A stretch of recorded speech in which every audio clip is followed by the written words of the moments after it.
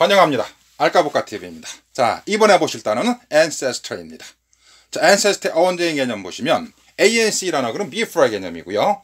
est라는 어근은 to be exist, 존재하다라고 하는 의미로 사용되는 어근입니다.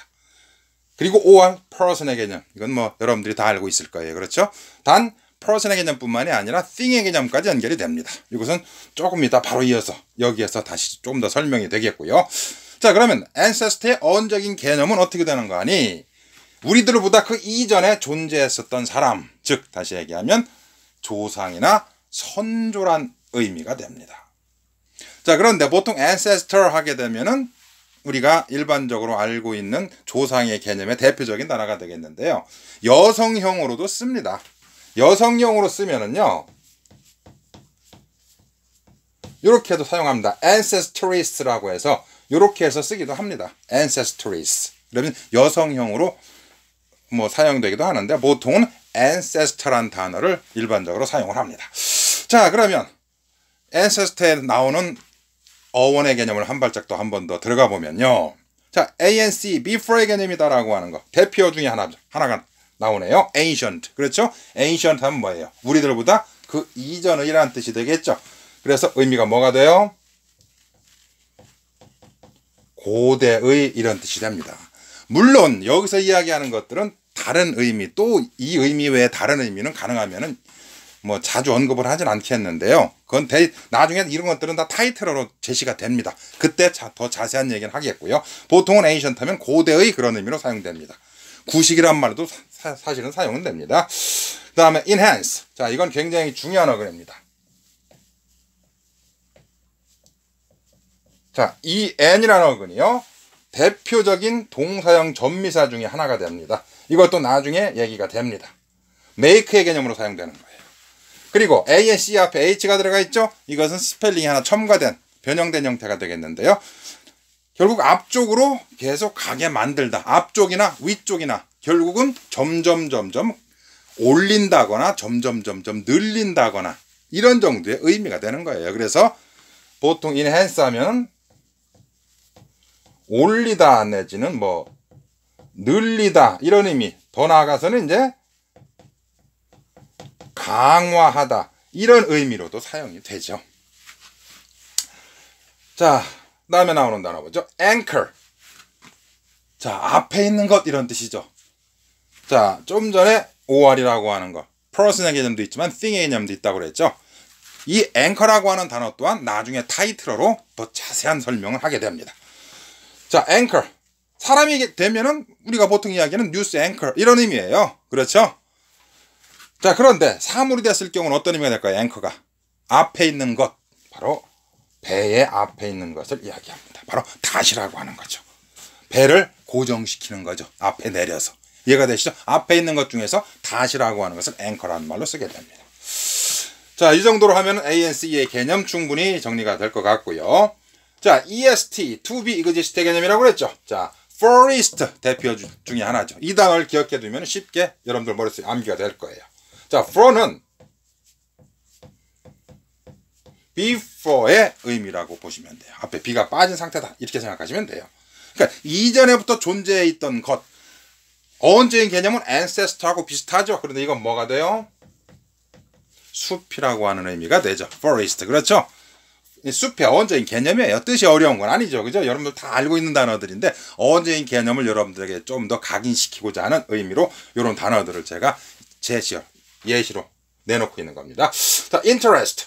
자, inter라고 하는 것은 into, 안쪽이란 개념으로 쓰는 그런 어근입니다. 물론 between의 개념으로도 사용됩니다. 이 또한 나중에 얘기가 됩니다. 자, interest의 의미는 사람의 into, 마음 속에 늘 존재하고 있는 것 이런 뜻인데 뭐 사람 마음 속에 있는 건 많겠죠. 그 중에서 특히 흥미나 관심을 interest라고 하는 것이죠. 이해되시죠? 자, 그 다음에 majesty, MAJ는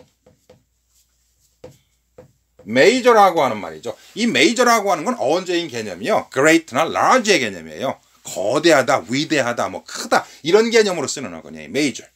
그래서 major, minor, 그렇죠? 크고 작고 이해가 되시죠? 그러니까 이 modest라고 하는 것은 사람의 마음속에 있는 거예요. 이것도 뭔가 위대하고 거대한 그런 것들이 존재하고 있는 거예요. 마음속에. 그것이 어떤 의미로? 바로 권위 내지는 위엄이라고 하는 의미로 사용되는 거죠. majesty. 그렇죠? 권위 내지는 위엄이라는 의미로 사용되는 거예요. 자, EST 개념 충분히 이해되시죠?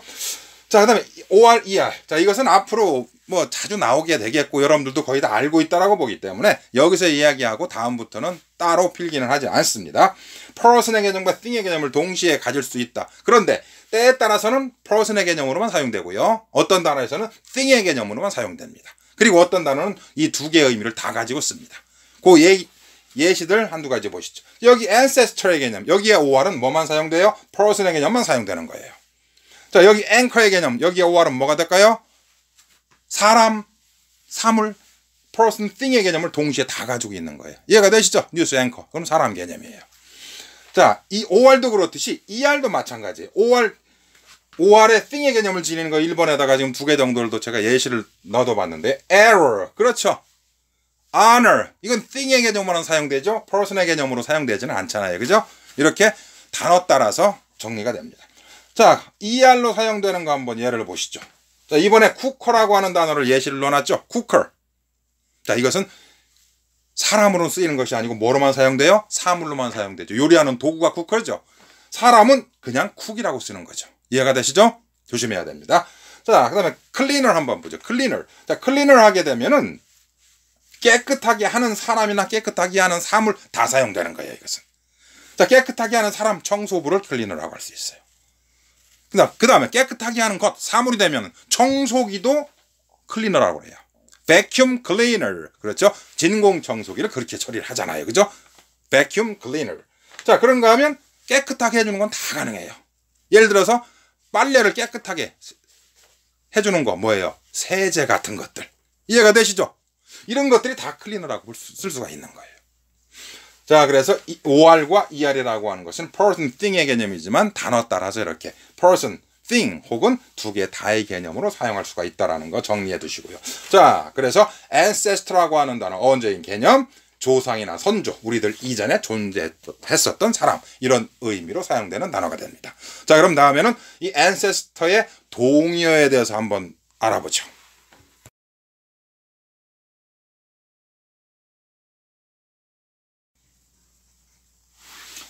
자, 조상, 선조라고 하는 ancestor의 동의어 좀 세 개의 단어를 여기다가 제가 제시를 해드렸는데요. 물론 이거 말고도 있습니다. 하지만 이 세 개 정도만 제가 정리해서 소개를 드립니다. 자, 동의어 보시면 forefather. 여기에 father의 개념 꼭 아버지라는 의미로서만 사용되는 건 아니겠죠. 그렇죠? forefather. 이 for 어떤 의미가 될까요? 바로 before의 개념이잖아요. 그렇죠? 이전 사람이란 얘기예요. 이전 사람, 우리보다. 그렇죠? forefather. 자, 그 다음에 forebears. for 똑같이 뭐가 들어가고 있어요 지금? before가 들어가고 있잖아요. 이해되시죠? 자, bear는 여러 가지 의미가 있죠. 그 중에 produce, yield, 낳는다, 산출한다는 말로도 사용되죠. 그렇죠? 자, 그래서 우리들보다 그 이전에 낳은 사람이다. 그렇죠? 우리들보다 그 이전에 태어난 사람이다 라는 의미로서 forebears가 조상이란 의미로 사용이 되는 거죠. 자, 하나 더 소개해주면 progenitor. 그렇죠. 자, 프로라는 어근은 앞으로 많이 나옵니다. 이것은. 자, 프로라고 하는 어근은 정확히는 이런 의미예요. fourth, 앞쪽으로 한 개념으로 사용되고요. pre란 어근은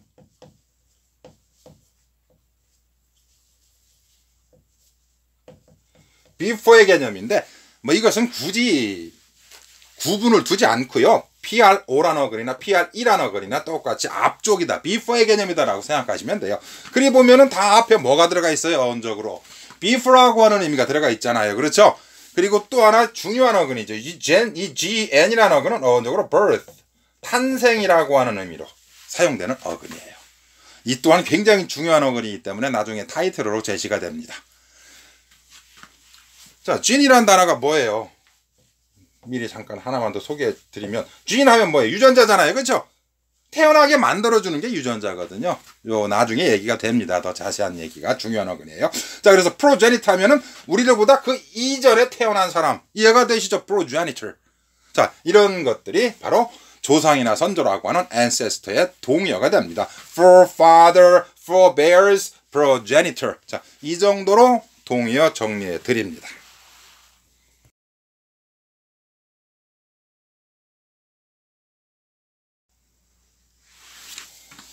자, 그럼 ancestor의 파생어 내지는 중요하고 한두 가지 한번 더 보고 마무리하시죠.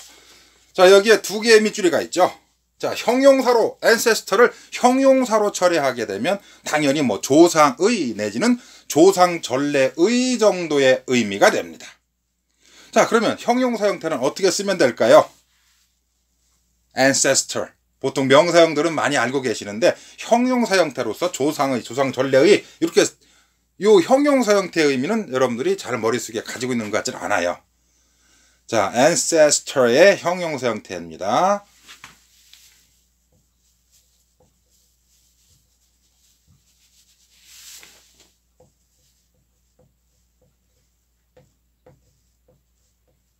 요렇게 처리가 됩니다. ancestral. 그렇죠? ancestral 하면 조상의, 조상 전례의 이런 뜻이 됩니다. 자, 그런데 이 조상의, 조상 전례의란 단어로서 굳이 여기에 동의어 정도로서 쓸 수 있는 말이 굳이 한 가지 정도만 정리를 해드린다면 요 정도의 단어는 가능합니다.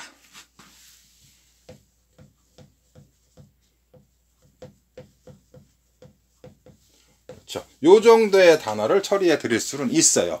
hereditary. 자, hereditary 하게 되면 원래 hereditary 하게 되면은 유전이라는 뜻이죠. 그죠? 그래서 원래는 hereditary 하게 되면 원래 의미는 뭐예요? 형용사로서 유전의, 그렇죠? 유전성의 이런 뜻이 되는 거예요. hereditary가. 그런데 유전이라고 하는 건 결국 우리 조상들로부터 후손에게 물려준 거잖아요. 그래서 이것이 두 번째 의미로 가게 되면은 조상 대대의, 선조 대대의 이런 의미의 형용사로도 사용은 됩니다. 그래서 ancestral, hereditary 정도를 동의어로 처리를 해드릴 수는 있겠고요. 자, 그 다음에 조상이나 선조란 의미로서 똑같이 쓰는데요. ancestor 그러면은 한 명의 조상이기 때문에 앞에 on을 써서 on ancestor 내지는 뒤에 복수형으로서 ancestors 이렇게 다 쓸 수가 있어요. 단복수로. 그런데 모든 우리의 선조나 조상을 묶어서 집합적으로 이야기할 때는 어떻게 쓸까요?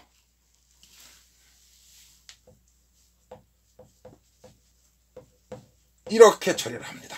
ancestry라고 처리를 합니다. 자, 여기에 ry라는 어근이 있죠. ry라는 어근.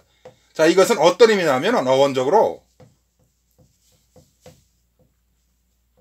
그룹, 한 무리, 묶음의 의미로서 보통 일반적으로 ry를 처리를 합니다. 그러니까 우리보다 앞서 있던 모든 집단, 무리 사람들 해서 집합적으로 조상이나 선조라는 의미가 돼요. 그러니까 굳이 ancestor란 단어 가지고 만약에 쓰잖아요. 그러면 이렇게 처리는 가능합니다. ancestors에서 복수의 개념으로 처리하면 같아질 수는 있겠죠. 그죠? 자, 그래서 뭐 요 정도로 해서 집합적인 의미로서의 조상이나 선조는 ancestry라고 하는 단어를 쓴다는 것까지 정리를 해 두시고요. 그리고 ry라고 하는 거 많이 씁니다. 조심해 줘야 되는데 하나만 예를 들어보면요. 이 단어는 다 아실 거예요. jewel, 보석. 이것은 jewels, 보석 하나, 두 개 이상의 보석 단복수 다 가능하죠. 여기다가 ry 집어넣으면 어떻게 될까요? jewelry 그러면요. 모든 보석류를 총칭해서 jewelry라고 얘기하죠. 이해가 되시죠? 하나만 더 예를 들어 드릴까요? 시 한 편 그러면 포임이죠. 포임 그러죠. 그런데 시를 전체를 통칭할 때는 어떻게 쓰나요? 이렇게 처리하잖아요. poetry 이렇게 처리하잖아요. 이해되시죠? 그럼 시를 총칭해서 poetry라고 하는 거예요. 그래서 앞으로 단어 속에 ry가 나오면 보통 일반적으로 이 전체 묶음의 의미, 그룹의 개념으로 사용된다는 거 아울러서 개념을 기억해 두시기 바랍니다. 자, 그래서 ancestor라고 하는 단어에 대해서는 여기까지 마칩니다.